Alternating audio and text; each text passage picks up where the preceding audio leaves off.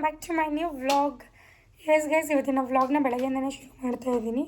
ಬೆಳಗ್ಗೆ 9 ಗಂಟೆಯಿಂದ ರೆಡಿ ಆಗೋಕ್ಕೆ ಶುರು ಮಾಡಿದ್ದು, 11:30 ಆಯಿತು ನಾವು ರೆಡಿ ಆಗೋಷ್ಟರಲ್ಲಿ. ಆ್ಯಂಡ್ ಇವತ್ತು ಒಂದು ಇಂಪಾರ್ಟೆಂಟ್ ಫಂಕ್ಷನ್ಗಳೇ. ಸೊ ಒಂದು ನಾಗಮಂಗಲದಲ್ಲಿತ್ತು, ಇನ್ನೊಂದು ಮೈಸೂರಲ್ಲಿ, ಇನ್ನೊಂದು KR ನಗರದಲ್ಲಿ. ನನ್ನ ಫ್ರೆಂಡ್ ಅಟ್ಲೀಸ್ಟ್ ವಿಸಿಟ್ ಮಾಡಿಬಿಟ್ಟು ಹೋಗು ಅಂತಿದ್ದಾಳೆ. ನೋಡೋಣ, ಆಗಲ್ಲ ಅನಿಸುತ್ತೆ ಮೇ ಬಿ. ನನಗೆ ನಾಳೆನೂ ಕೆಲಸ ಇದೆ, KR ನಗರ ಹೋಗಬೇಕು. ಸೊ ಅದರಿಂದ KR ನಗರ ಹೋಗಲ್ಲ. ನಾಗಮಂಗಲದ್ದು ಇಂಪಾರ್ಟೆಂಟ್ ಫಂಕ್ಷನ್ಗೆ ನಾನು ನಿನ್ನೆ ವಿಸಿಟ್ ಮಾಡಿಬಿಟ್ಟು ಬಂದೆ. ಸೊ ಮಿಸ್ ಮಾಡಲೇಬಾರ್ದಿತ್ತು ನಾನು ಅವ್ರ ಫಂಕ್ಷನ್ಗೂ. ಅದಕ್ಕೇ ನಿನ್ನೆ ಹೋಗಿ ಮಾತಾಡಿಸ್ಕೊಂಡು ಅವ್ರ ಮನೆ ಊಟ ಮಾಡಿಕೊಂಡು ಬಂದೆ. ಯಾರು ಏನು ಅಂತ ವಿಡಿಯೋ ಕ್ಲಿಪ್ಪಿಂಗ್ಸ್ನ ಆ್ಯಡ್ ಮಾಡ್ತೀನಿ. ಸೊ ಇವರ ಫ್ರೆಂಡ್ಶಿಪ್ ನನಗೆ ಅವರು ಫಾರಿನಲ್ಲಿದ್ದಾಗ ನನಗೆ ಫ್ರೆಂಡ್ ಆಗಿದ್ದು.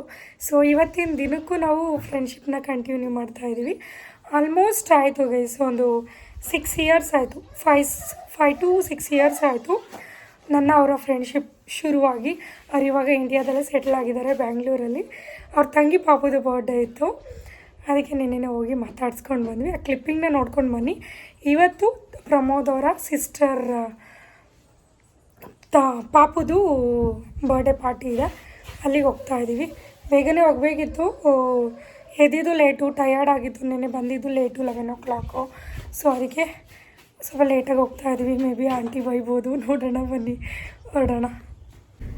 ಗೈಸ್ ನೋಡ್ಕೊಂಡು ಬಂದ್ರಲ್ಲ. ಸೊ ನಮಗೂ ಒಂಥರ ಮೈಂಡ್ ಇದಾಗಿತ್ತು, ಫ್ರೀ ಆಯಿತು, ಹೋಗ್ಬಿಟ್ಟು ಬಂದಿದ್ದು ಅವ್ರ ಮನೆಗೆ.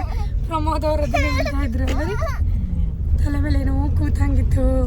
ಅವ್ರ ಮನೆಗೆ ಹೋಗ್ಬಿಟ್ಟು ಬಂದಮೇಲೆ ಫ್ರೀ ಆಯಿತು ಅಂದ್ಕೊಂಡು. ಆ್ಯಂಡ್ ಗೊಂಬೆ ಈ ರೀತಿ ರೆಡಿಯಾಗಿದ್ರಲ್ಲ, ಅಪ್ಪು ಈ ರೀತಿ ಹೋಯ್ತಾ. ಅಪ್ಪು ಪಾರ್ಕ್ ಉಳ್ಕೊಬಿಡ್ತಲ್ಲ, ಇನ್ನೊಂದ್ಸಲ ಡಾಕ್ಟ್ರಿಗೆ ತೋರಿಸ್ಬೇಕಿತ್ತು ರೀ.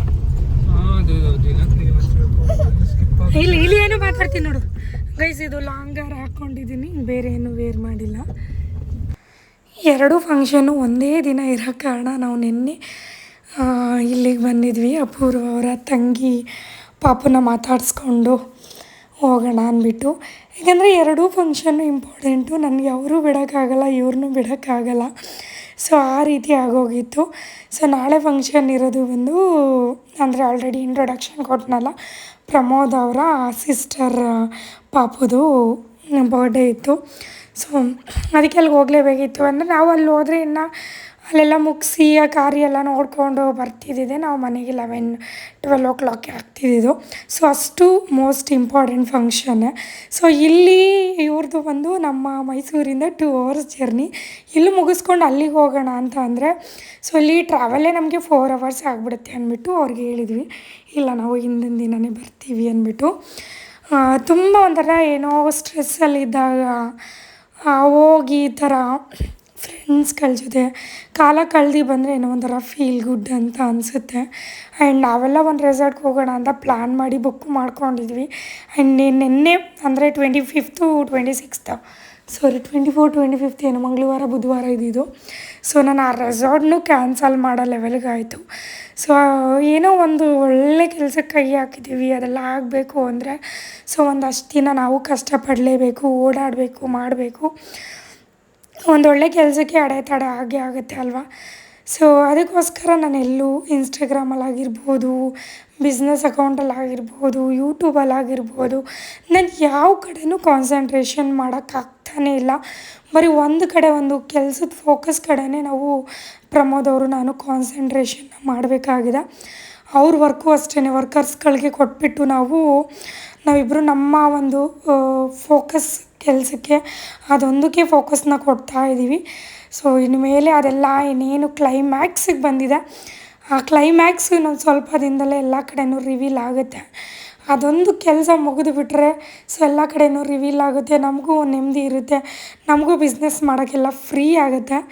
ಸೊ ಅದೇ ಕಾರಣಕ್ಕೆ ನಾನೆಲ್ಲೂ ಆ್ಯಕ್ಟಿವ್ ಆಗಿರೋಕ್ಕಾಗ್ತಾಯಿಲ್ಲ, ಜಾಸ್ತಿ ವೀಡಿಯೋಸ್ನ ಮಾಡೋಕ್ಕಾಗ್ತಾಯಿಲ್ಲ, ಒಂದು ಔಟ್ಸೈಡ್ ಎಲ್ಲೂ ಹೋಗೋಕ್ಕಾಗ್ತಾಯಿಲ್ಲ, ಇದ್ರ ಕಡೆ ಟೈಟ್ ಆಗಿಬಿಟ್ಟಿದ್ದೀನಿ. ಸೊ ಎಸ್, ಅವ್ರ ಊರಿಗೆ ಹೋಗಿದ್ದು ಒಂದು ನೆಮ್ಮದಿ ಸಿಕ್ತು ಅಂತ ಹೇಳ್ಬೋದು. ಗೈಸ್ ನೋಡಿ, ಹಳ್ಳಿ ಅಂದರೆ ಸೂಪರು. ನಮ್ಗೆ ಹೋಗೋಕ್ಕೆ ಮನಸ್ಸಾಗ್ತಿಲ್ಲ ಆ್ಯಕ್ಚುಲಿ. ಸ್ವಲ್ಪ ಹೊತ್ಬಿಡ್ದೆ, ಯಾರ ಮನೆಗಾದ್ರೆ ನಾನು ಬೇಗ ಹೋಗ್ತಿದ್ದೆ, ಅಲ್ಲಿ ಲಾಸ್ಟ್ ಟೈಮ್ ಬೇಗ ಹೋಗಿದ್ದೆ. ಇವರು ಎವ್ವಿ ಮಾಡ್ರನು, ಅವ್ರ ಪೇಜ್ ಚೆಕ್ ಮಾಡಿ, ಅಪೂರ್ವ ಗೌಡ ಅಂತ. ಇವತ್ತು ನೋಡಿ ನೈಟಿ ಹಾಕಿಬಿಟ್ಟು ಇಲ್ಲಿ ಅವ್ರದ್ದು ಕುರಿಮರಿಗಳನ್ನ ಎಷ್ಟೊಂದಿದೆ.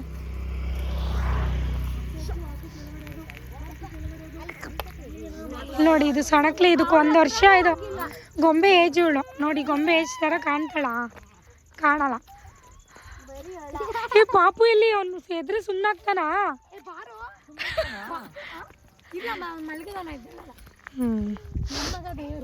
ಓ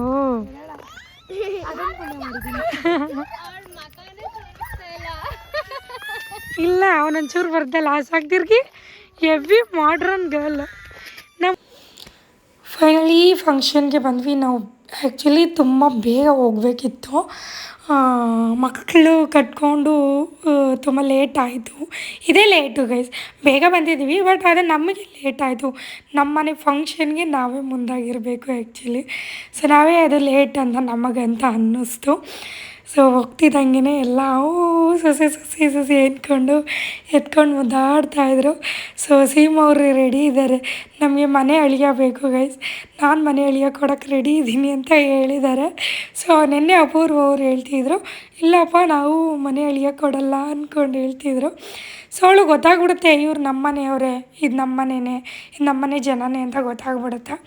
ಸೊ ಈ ಒಂದು ಗ್ರ್ಯಾಂಡ್ ಫಂಕ್ಷನ್ನ ಮಾಡೋಕ್ಕೆ ಅವರು almost one year to 2 years ಶ್ರಮ ಪಟ್ಟಿದ್ದಾರೆ ಅಂತಲೇ ಹೇಳ್ಬೋದು. ಇಷ್ಟು ಗ್ರ್ಯಾಂಡಾಗಿ ಮಾಡೋಕ್ಕೆ ತುಂಬ ಚೆನ್ನಾಗಿ ಮಾಡಿಸಿದ್ರು, ತುಂಬ ಗ್ರ್ಯಾಂಡಾಗಿ ಮಾಡಿಸಿದ್ರು ಗೈಸ್. ಹೇಳಬೇಕು ಅಂದರೆ ಇವ್ರು ಮಾಡಿದಾರಲ್ಲ, ಈ ಫಂಕ್ಷನ್ಗೆ ಖರ್ಚು ಮಾಡಿರೋಷ್ಟನ್ನ ಒಂದು ಮನೆ ಮದುವೆ ಮಾಡ್ಬೋದು ಗ್ರ್ಯಾಂಡಾಗಿ, ಅಷ್ಟು ಖರ್ಚು ಮಾಡಿದರು. ಇದು ಆಲ್ರೆಡಿ ಹಾಗೇ 1 ಮಂತ್ ಆಗಕ್ಕೆ ಬಂತು. ನಾನು ಎಡಿಟ್ ಮಾಡಿ ಹಾಕೋಕ್ಕೆ ಟೈಮ್ ಇರಲಿಲ್ಲ ಅನ್ನೋ ಕಾರಣದಿಂದ, ಜಾಸ್ತಿ ವಾಯ್ಸ್ ಓವರ್ನ ಕೊಡಬೇಕಿತ್ತಲ್ಲ ಅಂದ್ಬಿಟ್ಟು ಡಿಲೇ ಆಯಿತು ಅಷ್ಟೇ. ಸೊ ಬೇಗನೆ ಕೇಕ್ ಕಟ್ಟಿಂಗ್ನ ಶುರು ಮಾಡಿದ್ರು. ಆಮೇಲೆ ಜನ ಫುಲ್ಲು ತುಂಬೋಗ್ಬಿಟ್ರು, ಕಂಟ್ರೋಲ್ ಮಾಡೋಕ್ಕಾಗಲ್ಲ, ಅಷ್ಟು ಜನ ಬಂದಿದ್ದರು. ಸೊ ಆಲ್ಮೋಸ್ಟ್ ಅವರು 600 to 700 ಮೆಂಬರ್ಸ್ಗೆ ಈ ಫಂಕ್ಷನ್ನ ಮಾಡಿದ್ದು. ಸೊ ಅಷ್ಟು ಜನನೂ ಬಂದಿದ್ರು, ಅವ್ರು ಹೇಳಿದಷ್ಟು ಜನನೂ ಬಂದಿದ್ದರು. ಸೊ ತುಂಬ ಚೆನ್ನಾಗಿತ್ತು, ನನಗೂ ಖುಷಿ ಆಯಿತು. ಆ್ಯಂಡ್ ನಮ್ಮ ಅಳಿಯಿಂದ ಅಲ್ವಾ ಗೈಸ್ ಬರ್ಡೇ ಪಾರ್ಟಿ, ಸೊ ಖುಷಿ ಆಗದೆ ಇರುತ್ತಾ, ಖುಷಿ ಆಗಲೇಬೇಕು. ಅಪ್ಪುಗಂತೂ ಸೀಮವ್ರ ಮನೆಗೆ ಹೋಗೋದು ಆ್ಯಂಡ್ ಆಂಟಿ ಮನೆಗೆ ಹೋಗೋದು ಅಂದರೆ ಸಿಕ್ಕಾಪಟ್ಟೆ ಇಷ್ಟಪಡ್ತಾನೆ. ನಮ್ಮನೆ ಜನ ಅನ್ನೋ ಫೀಲ್ನ ತೊಗೊಂಡ್ಬಿಟ್ಟಿದ್ದಾನೆ ಅವನು ಆಲ್ರೆಡಿ. ಸೊ ಕೇಕ್ ಕಟ್ಟಿಂಗ್ ಎಲ್ಲ ಆಯಿತು. ಕೇಕ್ ಕಟ್ಟಿಂಗೇ ಬೇರೆ ಆ್ಯಂಡ್ ಕೊಡೋಕ್ಕೆ ಜನಕ್ಕೆ ಬೇರೆ ಸಪ್ರೇಟ್ ಕೇಕ್ನ ಮಾಡಿಸಿದ್ರು. ಸೊ ಅದು ಬೆಟರ್ ಗೈಸ್. ಏನು ಗೊತ್ತಾ, ಈಗ ನಾವು ಕೇಕ್ನ ಮಾಡಿಸಿರ್ತೀವಿ, ಸೊ ಆ ಕೇಕ್ನ ಎಲ್ಲರಿಗೂ ಆಗುತ್ತಾ ಆಗಲ್ವಾ ಅನ್ನೋ ಒಂದು ಟೆನ್ಷನ್ ಇರೋದೇ ಇಲ್ಲ ನಮಗೆ. ಸೊ ನಾವು ಟಿಫನ್ ಮಾಡಿರಲಿಲ್ಲ ಅಂದ್ಬಿಟ್ಟು ಮೊದಲನೇ ಪಂದಿಗೆ ಊಟಕ್ಕೆ ಕುತ್ಕೊಂಡ್ಬಿಟ್ವಿ. ಸೊ ಟೇಸ್ಟ್ ನೋಡ್ಬಿಡೋಣ ನಾವೇನೆ ಫಸ್ಟ್ ಅಂತ ಅಂದ್ಬಿಟ್ಟು. ಸೊ ಎಲ್ಲ ಸಕ್ಕತ್ತಾಗಿತ್ತು. ನಾವು ಹೇಳ್ತಾಯಿದ್ವಿ, ತುಂಬ ವೆರೈಟಿ ಜಾಸ್ತಿ ಮಾಡಿಸ್ಬಿಟ್ಟಿದ್ರಿ ನೀವು ಅಂದ್ಬಿಟ್ಟು. ಫುಡ್ಡು ಟೇಸ್ಟ್ ಬಗ್ಗೆ ಅಂತೂ ಮಾತಾಡೋಂಗಿಲ್ಲ ಗೈಸ್. 1 ಪ್ಲೇಟ್ ಊಟಕ್ಕೆ 800 rupees ಅವರು ಪರ್ ಪ್ಲೇಟು ಪೇ ಮಾಡಿರೋದು. ಅಂದರೆ ಈಗ ಕೇಟ್ರಿನ್ ಅವ್ರು ಇರ್ತಾರೆ ಗೊತ್ತಾ, ಕೇಟ್ರಿನ್ಗೆ ಕೊಟ್ಬಿಟ್ಟು 100 ರೂಪಾಯಿ ಊಟ ಇರುತ್ತೆ, 200 ರೂಪಾಯಿ, 300 ರೂಪಾಯಿ, 400 ರೂಪಾಯಿ ಈ ರೀತಿ ಇರುತ್ತೆ.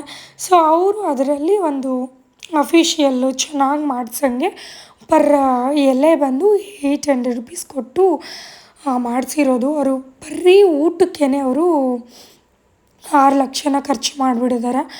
ಅಷ್ಟು ಜನಗಳಿಗೆ ಹಿಂಗೆ ಇರಬೇಕು, ಹಂಗೆ ಮಾಡಿಸ್ಬೇಕು ಅಂತ ಹೇಳಿ ಮಾಡಿಸಿರುವಂಥದ್ದು. ಆ್ಯಂಡ್ ನಮ್ಮ ಆಂಟಿಗೂ ಹೇಳಿದರು, ರತ್ನ ಆಂಟಿಗೆ, ಅಂದರೆ ನಮ್ಮ ಅತ್ತೆ ಇದಲ್ಲ ಅವ್ರ ತಂಗಿಯವರು. ಸೊ ಅವರು ಆಮೇಲೆ ಜಾಯ್ನ್ ಆದರು. ಆವತ್ತಿನ ದಿನ ಏನೋ ಇತ್ತು ಗೈಸ್, ಅದಕ್ಕೆ ಆಂಟಿ ನಾನ್ ವೆಜ್ ಊಟ ಮಾಡಲಿಲ್ಲ, ಅವರು ವೆಜ್ ಊಟ ಮಾಡಿದ್ರು. ವೆಜ್ಜು ಮಾಡಿಸಿದ್ರು, ನಾನ್ ವೆಜ್ಜು ಮಾಡಿಸಿದ್ರು, ಎರಡೂ ಇತ್ತು. ಈ ಕಡೆ ಎಲ್ಲ ಮೈಸೂರು ಕಡೆ ಎಲ್ಲ ವೆಜ್ಜು ನಾನ್ ವೆಜ್ ಎರಡೂ ಮಾಡಿಸ್ತಾರೆ. ನಾವು ಗೊಂಬೆ ಬರ್ಡೇಗೂ ಹಂಗೆ ನಾವು ಮಾಡಿದ್ದಿದ್ದು. ನಮ್ಮ ಕಡೆ ಎಲ್ಲ ಹಳ್ಳಿ ಕಡೆ ಹೆಂಗೆ ಅಂದರೆ ಬರೀ ನಾನ್ ವೆಜ್ಜನ್ನು ಕರ್ನರಿಗೆ ನಾನ್ ವೆಜ್ ಅಂದರೆ ನಾನ್ ವೆಜ್ ಅಷ್ಟೇ. ನಾವು ಅದಕ್ಕೆ ವೆಜ್ ಏನೂ ಮಾಡ್ಸೋಕ್ಕೆ ಹೋಗಲ್ಲ. ನಮ್ಮ ಕಡೆ ನಾನ್ ವೆಜ್ ತಿಂದವರೇ ಬರೋದ್ರಿಂದ ಐ ಥಿಂಕ್ ನಾವು ಆ ಥರ ಮಾಡಲ್ಲ ಅಂತ ಅನಿಸುತ್ತೆ. ಬಟ್ ಮೈಸೂರು ಕಡೆ ವೆಜ್ಜು ನಾನ್ ವೆಜ್ ಎರಡೂ ಮಾಡ್ತಾರೆ. ನಾನು ಪ್ರಮೋದ್ ಅವ್ರನ್ನ ಮದುವೆ ಆದಮೇಲೆ ನಮಗೆ ಗೊತ್ತಾಗಿದ್ದು ವೆಜ್ಜು ನಾನ್ ವೆಜ್ ಎರಡೂ ಮಾಡ್ತಾರೆ ಅಂತ. ಸೊ ಸಾಂಗ್ ಹಾಕಿ ಡಿಜೆನ ಕರೆಸಿದ್ರು. ಸೊ ಸಾಂಗ್ ಹಾಕಿಸಿ ಡ್ಯಾನ್ಸ್ ಮಾಡ್ತಾಯಿದ್ದೀವಿ ಎಲ್ಲರೂ. ಸೊ ಗೊಂಬೆಗೆ ಈ ಥರ ಡ್ಯಾನ್ಸ್ ಮಾಡೋದಂದರೆ ಸಿಕ್ಕಾಪಟ್ಟೆ ಇಷ್ಟಪಡ್ತಾಳೆ ಅವಳು. ಮನೇಲೂ ಅಷ್ಟೇ, ನಾವು ಸಾಂಗ್ ಹಾಕ್ಕೊಂಡು ನಾನು ಗೊಂಬೆ ಅಪ್ಪು ಎಲ್ಲರೂ ಡ್ಯಾನ್ಸ್ ಮಾಡ್ತಾ ಇರ್ತೀವಿ. ಗೊಂಬೆಗೆ ಇಷ್ಟ ಆಗುತ್ತೆ ಆ್ಯಂಡ್ ತುಂಬ ಎಂಜಾಯ್ ಮಾಡ್ತಾಳೆ ಅವಳು ಅಂದ್ಬಿಟ್ಟು ನಾವು ಆ ಸಾಂಗ್ ಹಾಕಿ ಈ ಸಾಂಗ್ ಹಾಕಿ ಅಂದ್ಕೊಂಡು ಚೆನ್ನಾಗಿ ಲಾಸ್ಟಲ್ಲಿ ಗೈಸ್ ಇದೆಲ್ಲ ಲಾಸ್ಟಲ್ಲಿ ಮಾಡ್ತಾ ಇರೋದು. ಎಲ್ಲ ಜನ ಊಟ ಮಾಡಿಕೊಂಡು ಹೊರಟಿದ್ರು. ಸೊ ಅಲ್ಲಿ ಫ್ಯಾಮಿಲಿ ಮೆಂಬರ್ಸ್ ಮಾತ್ರ ಇರೋದು. ಅಷ್ಟು ಜನನ ಎಂಜಾಯ್ನ ಮಾಡ್ತಾ ಇದ್ದೀವಿ. ಸಿಕ್ಕಾಪಟ್ಟೆ ಸೂಪರಾಗಿತ್ತು, ಡೂಪರಾಗಿತ್ತು, ಸಕ್ಕತ್ತಾಗಿತ್ತು ಫಂಕ್ಷನ್ ಅಂತೂ. ಸೊ ಅವ್ರಿಗೂ ಖುಷಿ ಆಯಿತು, ನಮಗೂ ಖುಷಿ ಆಯಿತು. ಸೊ ಮುಗಿಸಿ ಮನೆಗೆ ಬಂದ್ವಿ ನಾವು. ಸೊ ಮಿಕ್ಕಿರೋ ಊಟನ ನಾವೇನು ಮಾಡಿದ್ವಿ ಅಂತ ಹೇಳಿದ್ರೆ, ಸೊ ನಾವು ಫ್ಯಾಮಿಲಿಯವರೆಲ್ಲ ಸೇರಿ ಅದನ್ನು ಪ್ಯಾಕಿಂಗ್ ಮಾಡಿ ಗೀ ರೈಸು ಮತ್ತು ಚಿಕನ್ ಗ್ರೇವಿ ಎಲ್ಲ 2 ಪ್ಯಾಕೆಟ್ ಮಾಡಿ ಸೊ ಅದನ್ನು ರೈಲ್ವೆ ಸ್ಟೇಷನ್ನು ಮತ್ತು ಅಲ್ಲಿ ಇಲ್ಲಿ ಊಟ ಇಲ್ಲದೇ ಇರೋರು ಇರ್ತಾರಲ್ಲ ಅವ್ರಿಗೆ ಶ್ಯಾಮಣ್ಣ ಬಂದು ಕೊಟ್ಬಿಟ್ಟು ಬಂದರು.